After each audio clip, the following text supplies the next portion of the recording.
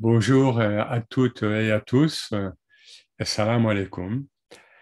J'aimerais vous livrer quelques clés pour s'ouvrir à l'œuvre de Ibn Arabi, pour accéder à l'œuvre d'Ibn Arabi.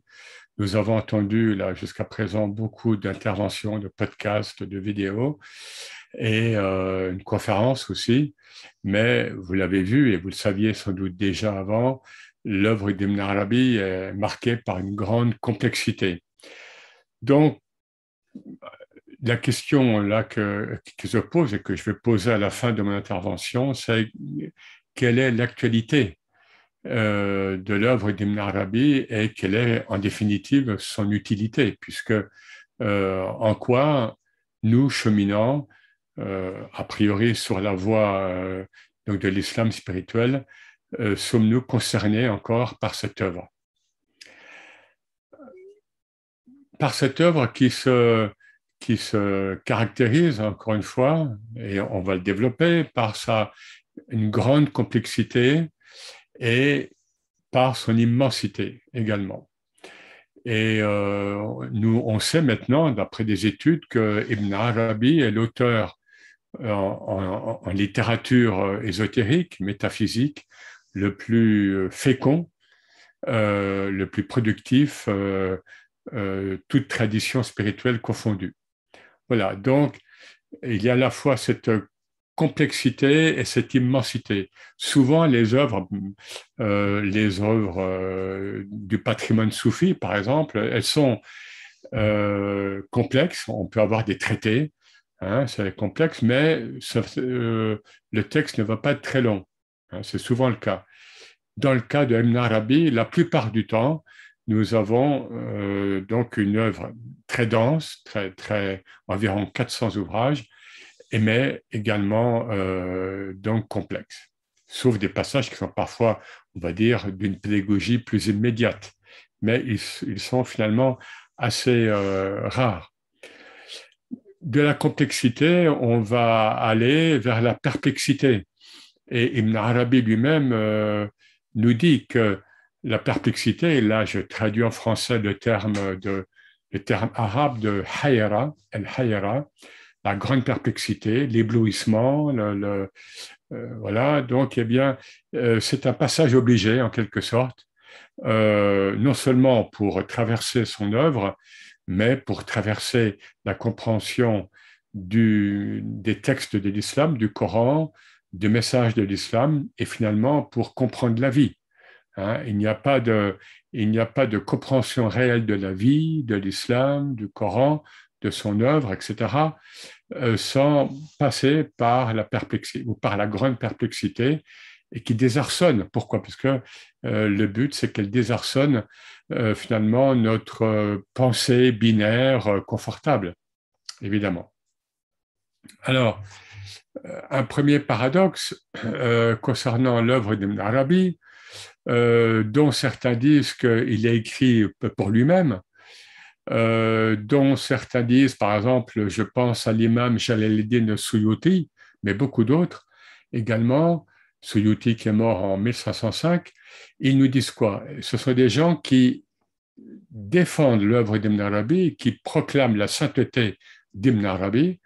Là, il n'y a aucun problème là-dessus, mais ils nous disent qu'il faut proscrire une lecture inconsidérée de l'œuvre d'Ibn Arabi, c'est-à-dire l'œuvre d'Ibn Arabi ne s'aborde pas, par exemple, sans que ça passe par le prisme d'un maître spirituel ou sans qu'il y ait, on pourrait dire, une sorte d'appel d'Ibn Arabi. Hein, Ibn Arabi finalement se rapproche de vous, hein, et vous invite dans son œuvre. Voilà, un peu des modalités où on peut accéder à l'œuvre d'Ibn Arabi. Mais beaucoup, encore une fois, mettent en garde contre même les croyants musulmans qui avaient accès à la langue arabe, hein, donc cette œuvre qui est écrite en langue arabe, eh bien, ils mettent en garde contre une lecture comme ça inconsidérée de son œuvre. Or, voilà, donc, et lui-même aurait dit que bon, je traduis, hein, il est proscrit de trop se pencher pour le commun des croyants musulmans, dans l'œuvre, dans le patrimoine écrit des soufis. Voyez. Et le paradoxe, c'est que lui-même sait, à l'issue d'une vision, le parcours spirituel et géographique d'Ibn Arabi est marqué par plusieurs grandes visions majeures, et à l'issue d'une des visions, alors qu'il est encore assez jeune, il sait, on lui apprend que son œuvre va se diffuser à la fois en Occident et en Orient. Donc, elle va se diffuser largement. Donc, paradoxe. Apparemment, une œuvre écrite pour une certaine élite spirituelle et en même temps qui a vocation à se diffuser largement. Alors, je reviens sur la complexité.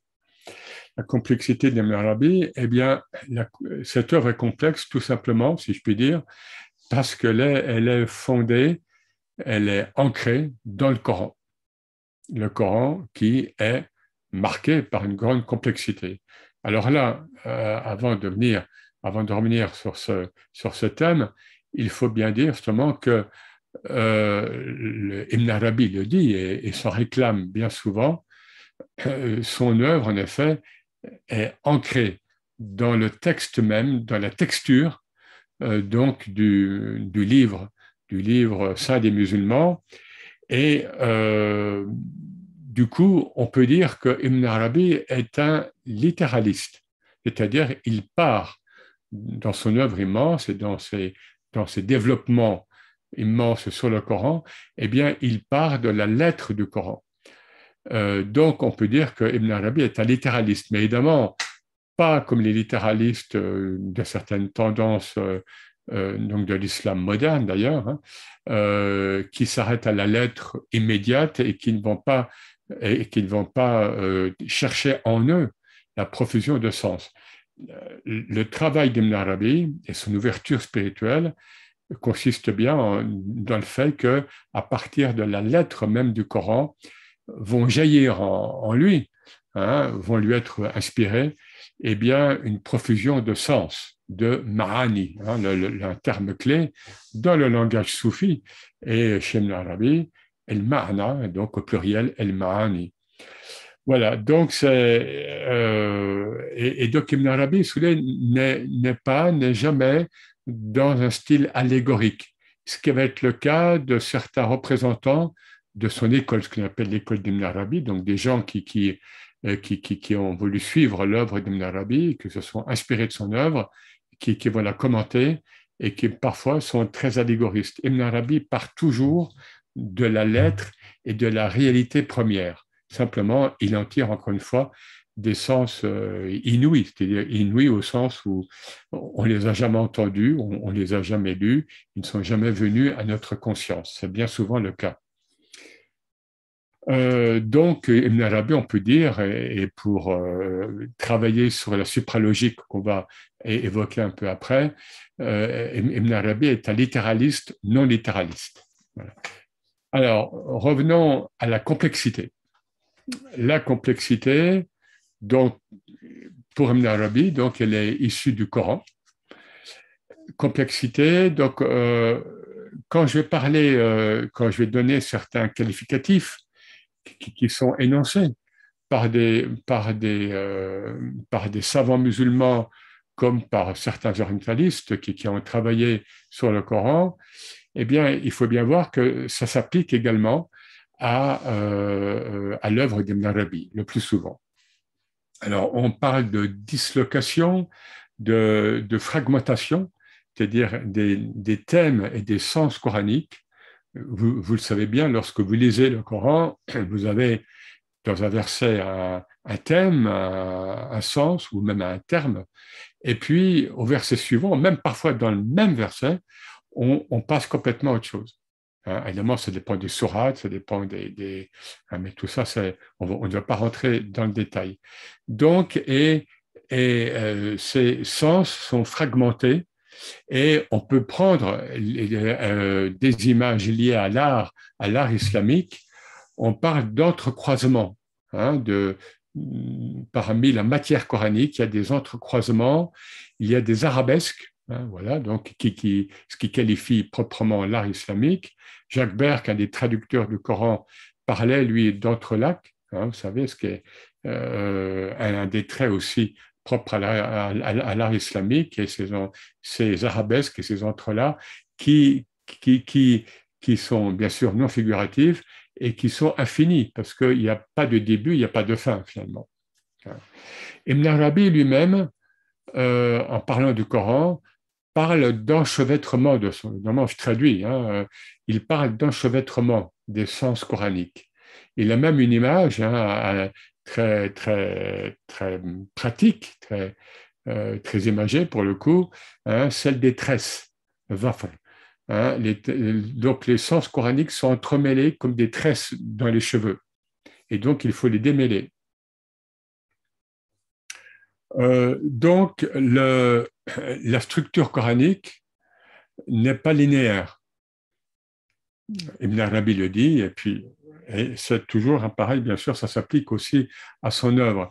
Elle n'est pas linéaire au sens où c'est toujours un processus cyclique et ascendant. Et là, ce qui s'impose, c'est l'image de la spirale.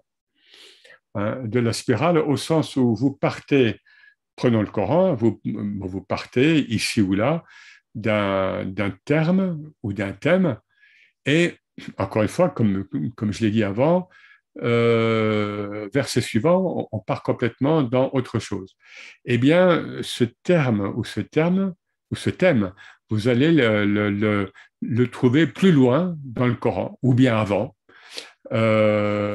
Simplement, ça évolue dans le sens donc, de la spirale, donc vers le haut. Pourquoi? Parce que, en principe, vous avez intégré déjà un sens avant, mais qui va se développer différemment avec un autre wajh, avec un autre aspect, hein, plus loin. Et c'est ainsi que votre compréhension, elle va être ascensionnelle en principe. En principe, ascensionnelle, parce que j'ai intégré encore une fois ce que j'ai lu auparavant dans le Coran ou bien dans l'œuvre d'Ibn Arabi, et je vais ainsi monter en fait en compréhension, en principe. Et sauf que cette compréhension n'est jamais achevée. Donc c'est une spirale hein, qui est toujours à l'œuvre, si on veut. Un autre, une autre image qui s'impose, et là plus sur le plan structurel par rapport et au Coran et par rapport à l'œuvre d'Ibn Arabi, c'est celle d'une architecture complexe. Hein, c'est celle de réseaux sous-jacents, souterrains, si on veut, sous la surface des choses, hein, lorsqu'on lit le Coran comme ça de manière parfois superficielle ou lorsqu'on lit l'œuvre d'Ibn Arabi, eh bien, on accepte souvent on ne voit pas. On ne voit pas ces structures souterraines, ces structures de sens et qui sont souvent basées, maintenant il y a des études, hein, et notamment pour le Coran, mais aussi pour l'œuvre d'Ibn Arabi, qui sont fondées sur des structures numériques, mais qu'on ne voit pas au premier coup d'œil, et même lors de lectures, on va dire, linéaires, puisque ces structures, précisément, elles ne sont pas linéaires. Et là, on a bien sûr toujours cette idée de tout ce que je viens de dire, hein, du tanjim, le fait que le Coran a été révélé en diffusion étoilée, et la diffusion étoilée, eh bien, elle n'est pas linéaire, hein, elle éclate dans tous les sens au même moment, et après, elle va se diffuser, et c'est la logique humaine d'essayer de replacer un petit peu ce qui était donné là, et puis ce qui était donné ailleurs, mais qui relève d'une même thématique, etc., etc. Alors, pour rester dans cette idée donc, de structure cachée, on peut comparer l'œuvre d'Ibn Arabi à l'œuvre musicale d'un grand compositeur, hein, de la musique occidentale européenne, Jean-Sébastien Bach, ou Bach, pour prononcer comme le font les Allemands. Donc, Bach qui est mort en 1750. Alors d'abord par l'immensité de l'œuvre, hein, par la profusion. Hein, l'œuvre de Bach, comme celle d'Ibn Arabi, est immense, et d'ailleurs, certains parlent de partition lorsqu'ils évoquent l'œuvre d'Ibn Arabi, et ils évoquent l'idée d'une partition. C'est-à-dire, on lit une œuvre musicale qu'il faut nous-mêmes interpréter. Et par exemple, vous savez, en musique classique, chez Bach, mais chez d'autres, il y a cette idée de variation sur un thème. Il y a un thème donné, et puis il va y avoir d'infinies variations. Souvent, qui pourraient être infinies. Eh bien, dans l'œuvre de Bach, c'est ça, et dans l'œuvre d'Ibn Arabi, c'est ça aussi. On a un thème, et puis on va trouver, ne serait-ce que dans les Futuhat Mekkiya, dans les ouvertures donc, de la Mecque, son œuvre majeure, eh bien, on va trouver des variations, parfois très conséquentes, hein, très grandes, sur un même thème ou sur un même terme.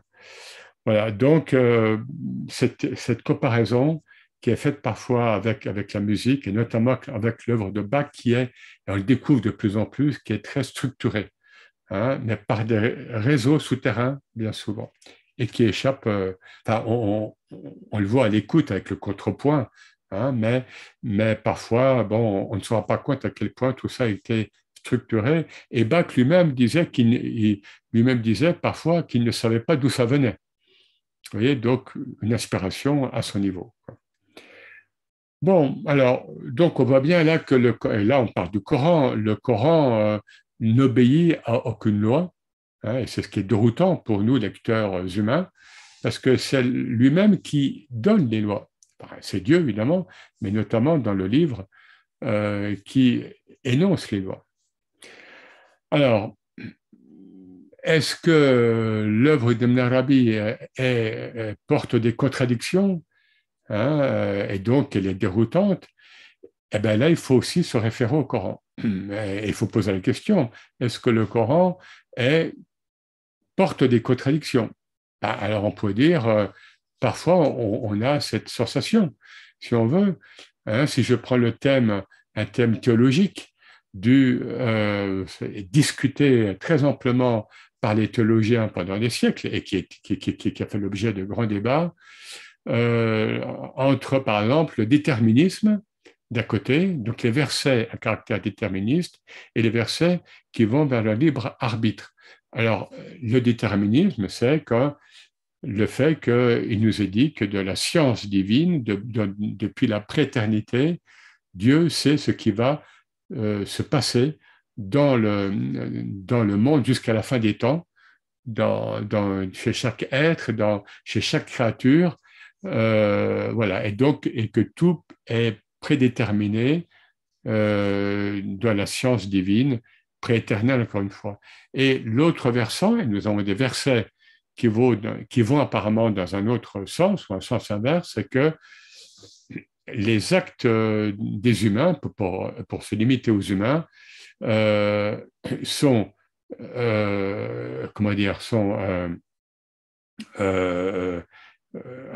lorsque l'être humain produit ses actes, voire ses pensées, eh bien, il est à la fois libre, il a une forme donc de liberté, il a une forme de choix, mais du coup, il a une responsabilité, parce qu'il n'y a pas de choix et de liberté sans responsabilité.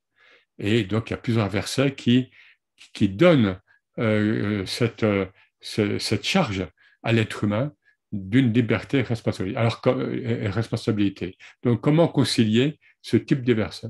Alors, en fait, d'un point de vue spirituel, eh bien, les soufis, et beaucoup l'ont fait avant Ibn Arabi, ils nous parlent de l'union des contraires. Hein? Jam' ad-Dayn en arabe, l'union des contraires. Pourquoi? Tout simplement, c'est cette logique métaphysique. Nous partons dans toute démarche spirituelle, nous partons de notre dualité et nous devons nous réintégrer dans l'unicité, le tawhid. eh bien, donc c'est ce processus qui est à l'œuvre dans le Coran, bien sûr, et le Coran nous incite à nous réintégrer dans l'unicité et dans l'unicité divine pour le comprendre. Sinon, bien souvent, on ne comprend pas le Coran, ou bien on se dit, mais bon, pourquoi ça c'est là et pourquoi on passe à autre chose, etc. Et donc là, on est dans cette, là on arrive dans cette supralogique propre à la modalité donc des soufis et qui va être vraiment développée par Ibn Arabi. La supralogique, c'est celle qui dépasse notre logique binaire. Encore une fois, nous sommes toujours dans la dualité. Notre logique binaire qui veut que c'est oui ou non. Hein, c'est la logique informatique et c'est la logique par laquelle l'être humain fonctionne la plupart du temps et qui est souvent et qui débouche sur des drames. Parce que c'est par exemple du style si j'ai raison, eh bien c'est oui ou non. Toi, tu as tort. Et donc, je peux te faire la guerre, je peux te tuer, par exemple, parce que c'est moi qui ai la raison. La raison religieuse, enfin, j'ai raison sur le plan de ma religion, sur le plan de ma politique, sur le plan de mon économie, etc., etc. Voilà, donc c'est très donc réducteur et c'est exclusiviste. La logique spirituelle, la logique soufie, la logique d'Ibn Arabi, c'est pas oui ou non, c'est oui et non. Oui et non. Et Ibn Arabi donc plusieurs fois dans son œuvre est ponctuée de ces oui et non, qui peuvent être parfois déroutants, évidemment. Par exemple, il nous dit que ce monde est à la fois lui et non lui. Huwa wala huwa. C'est-à-dire est à la fois Dieu et en même temps, il n'est pas Dieu. Hein? Ou bien Adam, nous sommes à la fois lui, Dieu, et non Dieu, etc. Alors, c'est pas des artifices un peu gratuits auxquels se livre Ibn Arabi. C'est pour nous faire comprendre, encore une fois, que nous pouvons accéder à ce niveau spirituel lié, encore une fois, à l'unicité divine, que par cette hayra, que par cette grande perplexité qui est le propre du cheminement dans le dépassement de nos capacités cognitives, duelles, binaires, etc. Et cette supralogique inclusive, donc qu'on appelle le tiers inclus, en logique contemporaine, lui, il l'appelle de manière extrêmement allusive la troisième chose, et shay et thalith, la troisième chose. Mais ce qui est intéressant là, c'est que cette troisième chose, ce couple oui et non est productif parce qu'il produit un être. Vous voyez ce que je veux dire? Donc, c'est fécond, c'est fécondant. Et d'où pour moi, c'est là où, en fait, où réside l'ouverture d'Ibn Arabi et de son œuvre. C'est parce que, justement, il y a toujours cette fécondation et qui est placée sous le signe du Rahman al-Rahim. Hein, Ibn Arabi nous parle de Nafas al-Rahman, donc le souffle du tout miséricordieux. Et donc, cette toute miséricorde, et donc on sait que Rahman al-Rahim, c'est issu de Raham, donc la matrice féminine, donc qui englobe et qui est toujours ouverte à toutes les formes de la manifestation. Donc, il n'y a pas de contradiction réelle, en fait, ni dans le Coran, bien sûr, ni dans une œuvre humaine telle que celle d'Ibn Arabi, parce qu'évidemment, le Coran, c'est œuvre divine et Ibn Arabi, c'est une œuvre humaine, inspirée mais humaine. Voilà, mais simplement, il y a des facettes. Il y a parfois une multitude de facettes. Hein, je reprends le terme que parfois lui-même utilise. Et il nous dit justement que les points de vue que nous pouvons avoir sur un même thème, sur un même sens coranique ou bien sur un sens de son œuvre, sont dus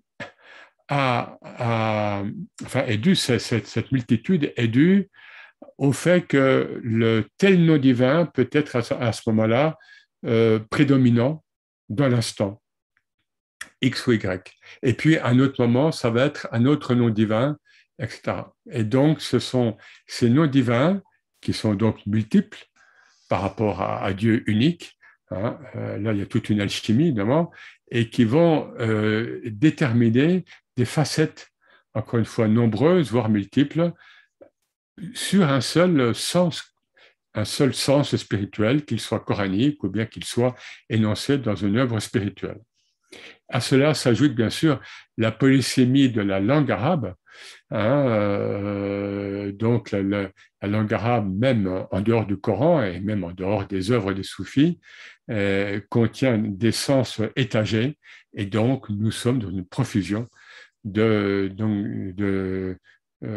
sens, une possibilité très large de sens que nous retrouvons dans d'autres espaces de la langue arabe, tels que la poésie, et bien sûr notamment la poésie soufie. Alors, ce qui fait que pour moi, finalement, je pense que d'autres le pensent, pour bien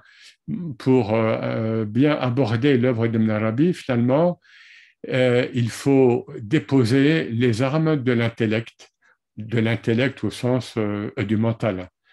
Et Ibn Arabi, d'ailleurs, en parle souvent ici ou là. Si nous voulons pénétrer ces sens spirituels, eh bien, ce n'est pas par le mental humain, même le plus développé, même le plus philosophique, que nous pouvons le faire. Et c'est en se faisant ummi.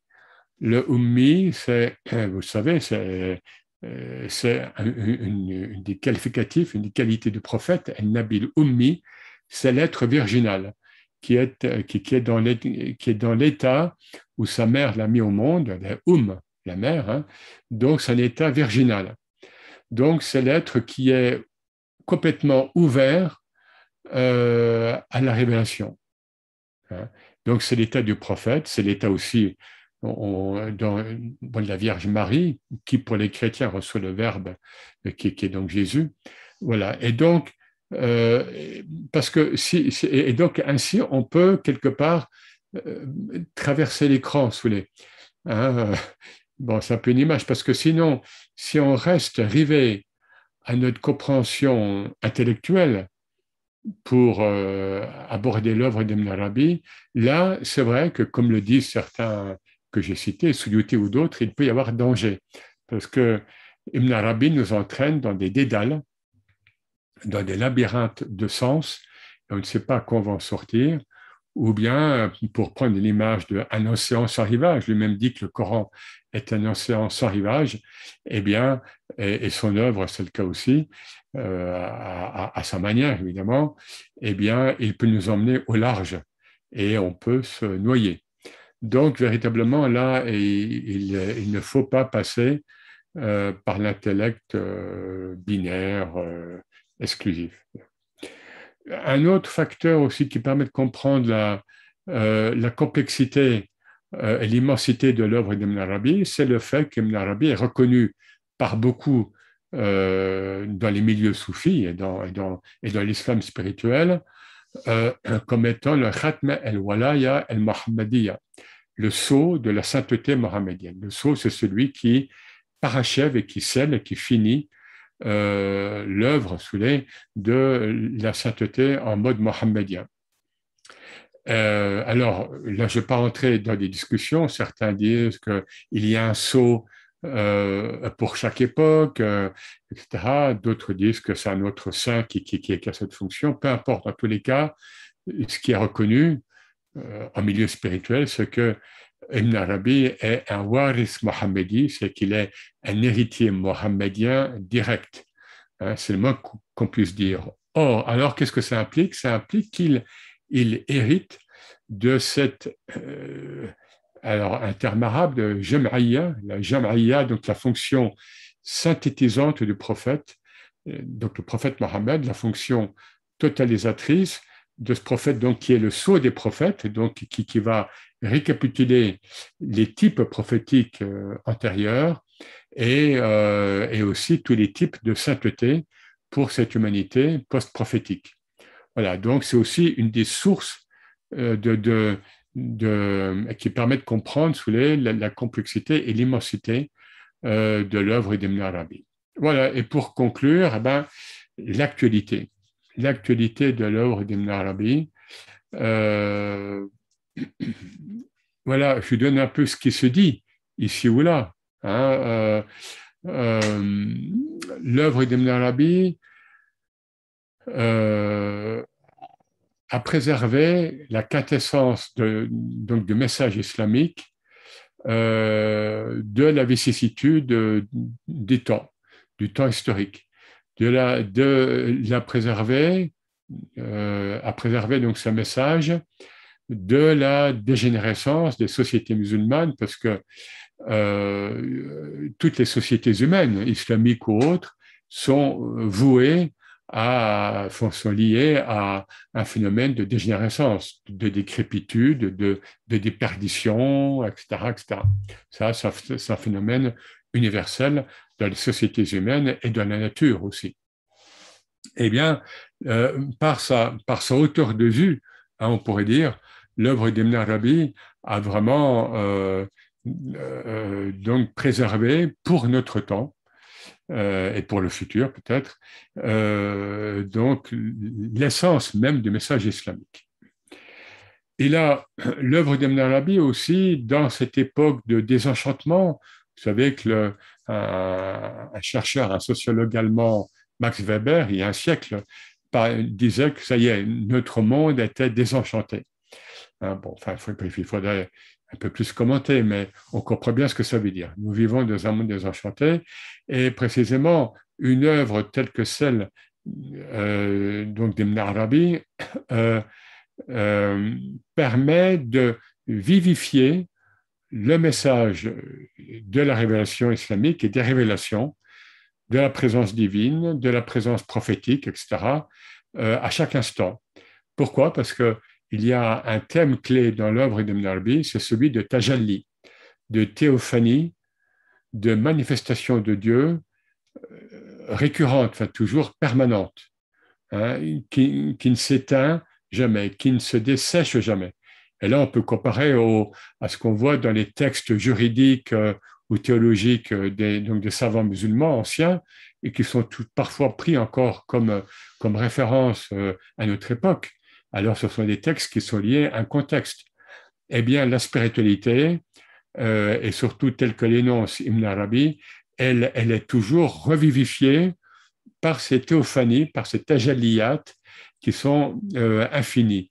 Et il nous dit que Dieu ne se répète jamais. Donc, c'est une façon donc, de lutter, je dirais, presque hein, contre ce désenchantement du monde. Alors, il y a aussi la rencontre, évidemment, avec la science contemporaine. Bon, là, il y a beaucoup de chercheurs qui travaillent sur l'œuvre d'Ibn Arabi, notamment dans le monde anglophone. Ben, il travaille à partir de la langue anglaise, parce qu'Ibn Arabi est plus traduit en langue anglaise. Et bon, je me limite à un exemple parmi d'autres.